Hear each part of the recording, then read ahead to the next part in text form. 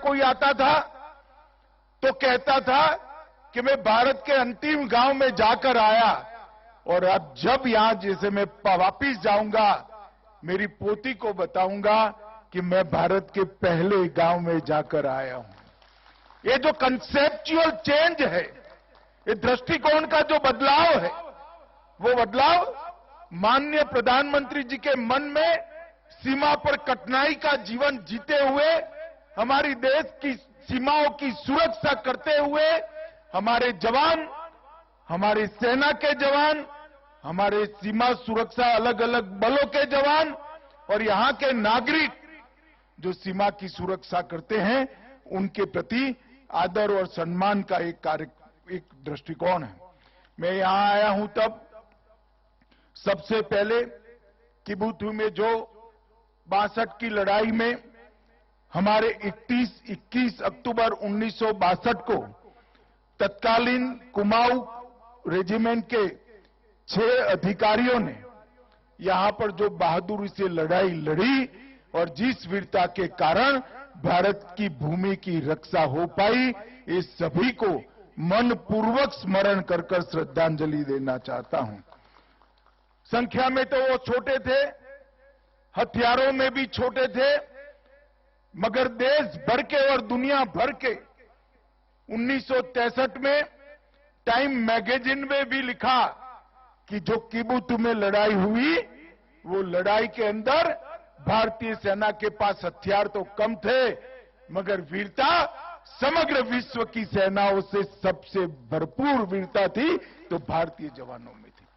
और मित्रों, आज पूरा देश निश्चिंत होकर सो रहा है, चाहे हमारी किसी भी सीमा हो, अरुणाचल का प्रदेश हो, लद्दाख का प्रदेश हो, कश्मीर हो या कोई भी प्रदेश हो, हम निश्चिंत होकर देश के मध्य भाग में, देश के उत्तरी भाग में सो रहे हैं। इसका कारण हमारे हिमवीर आईटीबीपी के जवान और हमारी थल सेना का पराक्रम और उनका त्याग और बलिदान है। उन्हीं के कारण कोई भी हमारी सीमा पर आंख उठाकर देख नहीं सकता। और आज हम गर्व के साथ कहते हैं, वो जमाने चले गए जब भारत की भूमि का कोई अतिक्रमण कर सकता था। आज 100 की सुई की नोक जितनी भूमि का भी अतिक्रमण कोई नहीं कर सकता, क्योंकि आईटीबीपी और भारतीय सेना यहां पर उपस्थित है। यहां पर 13,000 फुट की ऊंचाई पर कठिनाई के साथ अपने युवानी को बिताते हुए, अपने परिवार से दूर, बूढ़े मां बाप और छोटे बच्चों के से दूर रहकर देश की सेवा कर रहे वो सभी जवानों के त्याग, बलिदान, शौर्य और उत्साह को और देशभक्ति को मैं 2 हाथ जोड़कर प्रणाम कर कर मेरी बात की शुरुआत करना चाहता हूं। मित्रों, अरुणाचल में जब भी मैं आता हूं तब हृदय देशभक्ति से भर जाता है, क्योंकि कोई भी अरुणाचल वासी सामने मिलता है तो नमस्ते नहीं कहता है, वो जय हिंद बोलकर एक दूसरे का अभिवादन करते हैं। और यही जो जज्बा है आपका, इसने भारत के साथ अरुणाचल को जोड़ कर रखा है। 1962 की लड़ाई में यहां से जो कोई भी अतिक्रमण करने आया था, उनको वापिस जाना पड़ा। इसका कारण आपकी देशभक्ति है। और पूरा देश अरुणाचल वासियों की देशभक्ति को बहुत मन के साथ सलाम करता है, सैल्यूट करता है। और मैं भी अरुणाचल वासियों की इस देशभक्ति को प्रणाम कर कर मेरी बात को आगे बढ़ाना चाहता हूं। मित्रों, आज यहां पर इस गांव में वाइब्रेंट विलेज में समाया गया एक गांव है, चाहे किबुथु हो चाहे कुहा हो, ये सभी गांव एक जमाना था। 10 साल पहले चिंता हो रही थी कि गांव खाली यार हो रहे हैं, परंतु मोदी जी ने इस गांव के अंदर विकास को पहुंचाने का काम किया। अभी मैं आते वक्त देख रहा था, महिला सेल्फ हेल्प ग्रुप की बहनों ने बनाई हुई चीजों को, सभी बहनों को रोजगारी मिले, इसके लिए भारत के सबसे पहले गांव पर, सीमा के सबसे पहले गांव तक रोजगारी पहुंचाने का काम ये भारतीय जनता पार्टी की नरेंद्र मोदी सरकार ने किया है। और मोदी जी अब जो वाइब्रेंट विलेज कार्यक्रम लेकर आए हैं, उत्तरी भूभाग की सीमा 4 राज्यों और एक यूटी के 19 जिले, 46 ब्लॉक और 2967 गांवों में ये वाइब्रेंट विलेज कार्यक्रम शुरू हो रहा है।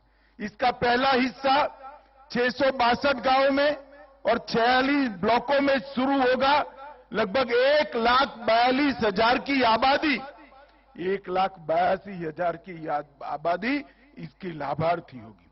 2022 से लेकर 2026 तक 4800 करोड़ रुपया खर्च किया जाएगा। 11 जिले, 28 ब्लॉक और 1451 गांवों को प्रथम स्टेज में, जो प्रथम हमारा चरण है, प्रथम चरण में समाहित किया गया है। इसमें 3 स्तर पर गांवों के विकास की काम है। सबसे पहले गांव के व्यक्ति का विकास। जब तक व्यक्ति का विकास नहीं होता तब तक गांव खाली होना बंद नहीं होगा। हर गांव में बसे हुए, हमारे वाइब्रेंट विलेज में बसे हुए हर व्यक्ति की सुविधाओं की चिंता भारत सरकार करेगी, अरुणाचल सरकार करेगी।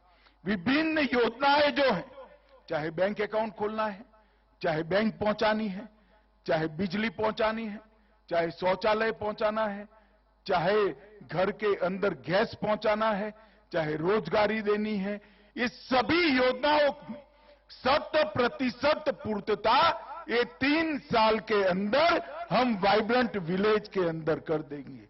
इसका मतलब ये सीमावर्ती गांव में एक भी घर ऐसा नहीं रहेगा जहां जल नल से नहीं पहुंचेगा, जहां बिजली नहीं होगी, जहां गैस का सिलेंडर नहीं होगा और जहां पर रोजगारी के लिए अनेक प्रकार के नए कार्यक्रम शुरू नहीं किए होंगे।